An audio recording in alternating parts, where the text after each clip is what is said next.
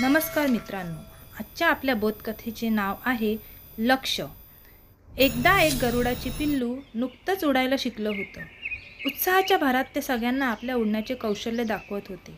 एके दिवशी आकाशात उडता उडता त्याला जमिनीवर एके ठिकाणी एक डुक्कर जाताना दिसलं. त्याला त्या डुकराचं मांस खायची इच्छा झाली. ते पिल्लू लगेचच त्याच्या आईला म्हणाले, आई ते बघ ना, किती छान डुक्कर आहे. ते मी पकडू का? ते खायला किती छान लागेल ना. तेव्हा आई म्हणाली, बाळा तू अजून खूप लहान आहेस, तू आधी उंदराला पकडायला शिक.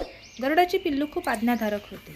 लगेचच त्याने त्याच्या आईचे ऐकले आणि लवकरच तो उंदीर पकडण्यात तरबेज झाला. पुढे काही दिवसांनी गरुडाच्या पिल्लाने पुन्हा आईला विचारले, आई मी आता उंदीर पकडायला शिकलोय, आता मी डुक्कराला पकडू का? तेव्हा गरुडाई म्हणाली, आता नको, आधी तू सशाला पकडून दाखव. पिल्लू म्हणाले, ठीक आहे. नंतर पिल्लाने खूप सराव केला आणि काही दिवसातच तो ससा पकडायला शिकला. नंतर काही दिवसांनी पुन्हा त्याने आईला विचारले, आई मी आता डुक्कर पकडू का?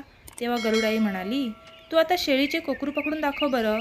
पिल्लू म्हणाले, ठीक आहे. त्यांनी पुन्हा सरावाला सुरुवात केली आणि काही दिवसातच त्यांनी कोकरू पकडून दाखवले. गरुडाच्या पिल्लात आता ताकद आली होती. ते खूप मोठं झालं होतं. त्याच्या पंखांमध्ये आणि चोचीमध्ये बळ आलं होतं आणि त्याच्यात आत्मविश्वासही दिसून येत होता. एक दिवस गरुड आई आणि पिल्लू एका फांदीवर बसलेले होते. तेव्हा डुकराचे एक पिल्लू जमिनीवर जात होते. पिल्लाने गरुड आईकडे बघितले. गरुड आईने त्या पिल्लाला इशारा केला. गरुडाच्या पिल्लाने आत्मविश्वासाने झेप घेतली आणि एका झडपेत ते डुकराचे पिल्लू उचललं आणि उंच टेकडीवर नेऊन त्याचा फडशा पाडला. गरुडाच्या पिल्लाला आपले लक्ष्य प्राप्त केल्याचा खूप आनंद झाला होता. त्याचा उत्साह आणि आत्मविश्वास गगनात मावत नव्हता. मित्रांनो, गरुडाच्या आईने जर पहिल्याच वेळी पिल्लाला डुक्कर पकडायला होकार दिला असता तर तो अपयशी झाला असता. त्यामुळे त्याचा आत्मविश्वासही कमी झाला असता. कदाचित तो पुढे शिकार करण्यास घाबरलाही असता.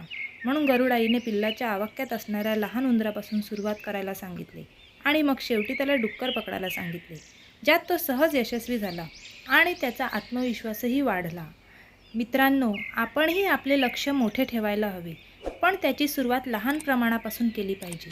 असं केलं तरच आपल्याला धोका कमी राहील आणि आपलं ध्येय, आपलं लक्ष्य निश्चितच गाठू शकतो. धन्यवाद. असेच नवीन व्हिडिओ बघण्यासाठी चॅनलला नक्की सबस्क्राईब करा.